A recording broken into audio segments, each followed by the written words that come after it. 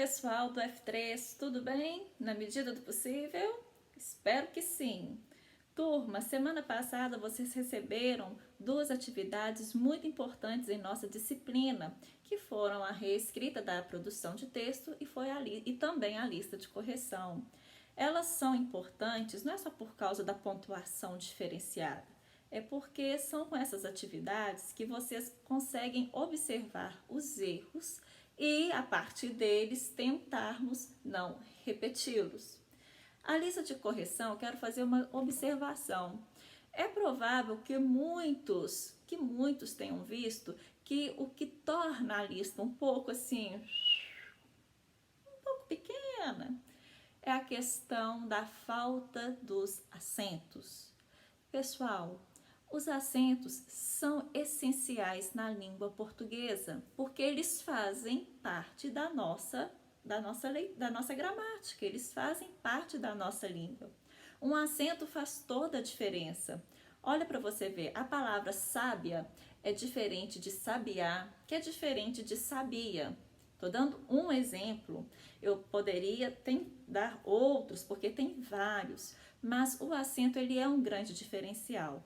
Talvez por estarmos aí, né, nessa modernidade líquida, acostumados aí com celulares, né, as mensagens rápidas, a gente vai abreviando, acaba engolindo e aí esquece do essencial. Turma, acentuar as palavras é uma questão de hábito. O hábito está sendo perdido. É preciso retomar, porque na escrita não tem como não colocar um acento na palavra. Deixa eu contar para vocês a verdade. Você modifica todo o significado dela. Venhamos e convenhamos, já temos palavras demais, vocês não acham não? Vocês estão querendo acrescentar mais ainda no nosso dicionário? Porque algumas chegam a não existir. Turma, foco, atenção, acentuação. Nós falaremos bastante sobre os acentos, não preocupem não, preocupem sim, pode ficar de fora. Mas a questão é que hoje, nesta aula, eu não quero falar sobre isso não. Hoje o meu foco é outro. Hoje o meu foco é sobre o livro Festa de Criança. Algumas turmas já... tem que ter um balãozinho aqui, ó, pra gente comemorar a festa de criança. Algumas turmas já começaram a leitura deste livro, não há problema. Nós todos ficaremos juntinhos a partir de hoje. O livro, turma, ele não é para ser lido tudo de uma vez só. Nós vamos dividir, ele tem 4 capítulos e nós vamos dividi-lo justamente em 4 partes. Vamos ler cada capítulo por semana. Então, de hoje até terça-feira da semana que vem, nós vamos ler o primeiro capítulo. E o primeiro capítulo, ele se chama Essas Crianças. Ai, essas crianças. Anjinhos. Beleza, voltando aqui. Antes de entrar também no assunto do nosso livro, eu quero falar para vocês um pouquinho sobre crônica. Crônica. Por que crônica? De onde que vem essa palavra? Observem para vocês verem. A palavra crônica, ela tem o radical cron. Esse cron é o mesmo de cronologia. Crônica está relacionada a tempo. Por que tempo? Porque a crônica, pessoal, são histórias curtas, histórias para serem lidas rápidas, tá? Muitas crônicas são publicadas em jornais, em revistas. Imagine a seguinte situação, você senta num consultório médico para esperar ali a sua consulta, você está ali folheando uma revista e de repente você depara com um texto que você acha interessante e você quer simplesmente... Ele tem início, meio e fim, você quer simplesmente lê-lo por completo e dá tempo. Por que dá tempo? Porque é uma história curta. Não é um romance que tem várias histórias dentro da mesma história, que tem vários personagens. Não, é uma história curta com pouquíssimas personagens, tem início, meio e fim, mas é o momento principal sendo narrado. Como a crônica está relativa ao tempo, ela relata fatos do cotidiano. Por quê? Porque a palavra tempo está relacionado ali, o que vai ser escrito, aquilo que está ligado ao dia. A crônica, ela não surgiu assim agora, não é uma coisa recente. Há crônicas, ó, muito antigas.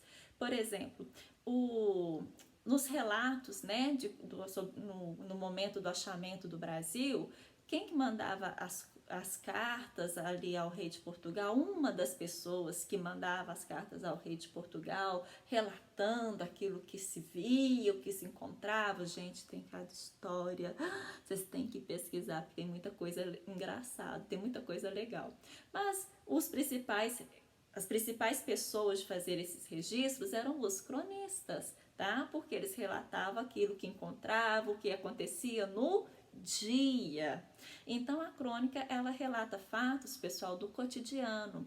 É uma história que tem início, meio e fim, mas é uma história que, tendo isso tudo, ela é bem curta. É como se fosse assim o clímax de uma história sendo narrado, tá? E a crônica, por ela ser assim rápida, muitas pessoas inspiram os seus textos nas notícias de jornais. Por quê? Porque o jornal lança notícia todo dia, fatos do cotidiano. Como lança ali fatos do cotidiano, opa, ideias, chuvas de ideias. Alguns chegam até pensar assim, não, mas isso que eu estou lendo é uma crônica ou é uma reportagem? Por que isso acontece? Porque a crônica, ela tem seus tipos. Existe a crônica argumentativa, que é aquela em que o cronista, ele relata um assunto que está acontecendo no momento, dando ali a opinião, o ponto de vista dele. Há as crônicas líricas, que relatam o sentimento, a saudade, a nostalgia. Há as crônicas, ai que delícia, o que eu amo, as crônicas de humor, que são aquelas que são feitas ali para nos distrair. Algumas pessoas acham que o humor é igual piada. Inclusive, se você não sabia, piada é chamado de anedota. É um outro gênero textual. Grava aí, tá? Então, as piadas, as anedotas, são essas que têm a intenção de provocar mesmo o riso. O humor, ele pode provocar o riso, mas ele não é uma obrigação. Quando ele provoca o riso, em que momento isso acontece? Acontece quando ele quebra a expectativa. É aí que se constrói o humor. Tá indo, tá todo mundo achando que é uma coisa, de repente é outra. Isso aí que é o humor, a quebra da expectativa. Alguns chegam a chamar essa quebra de expectativa de cosquinha no cérebro. Associa o humor a essa expressão. Fazer humor é fazer cosquinha no cérebro, é sair do que é esperado e encontrar o inesperado. Turma, no livro Festa de Criança, nós faremos alguns registros, tá certo? Mas esses registros serão, sim, bem diferenciados. Não são de todas as crônicas, serão de apenas algumas. E no primeiro capítulo, eu vou falar para vocês quais serão as crônicas que vocês registrarão. A primeira, peça infantil, é uma loucura. Nossa Senhora, você lê o texto aqui, você fica doido só de ler, porque é justamente uma peça infantil, mas são os bastidores. Olha o nome do capítulo, gente, essas crianças. Então, são crianças de tirar o fôlego de qualquer cidadão. Após a leitura do texto Peça Infantil, você vai fazer um registro. Registrar o quê? Você vai registrar uma peça teatral que você assistiu e que você gostou muito. Seja que te fez sorrir, que te fez chorar, que te fez sentir bem, qualquer coisa. É uma peça que você assistiu e que você gostou muito. Você vai contar pra gente que peça que foi essa. A próxima crônica que vocês farão registro será a crônica Nomes. Nomes é uma crônica bem engraçadinha.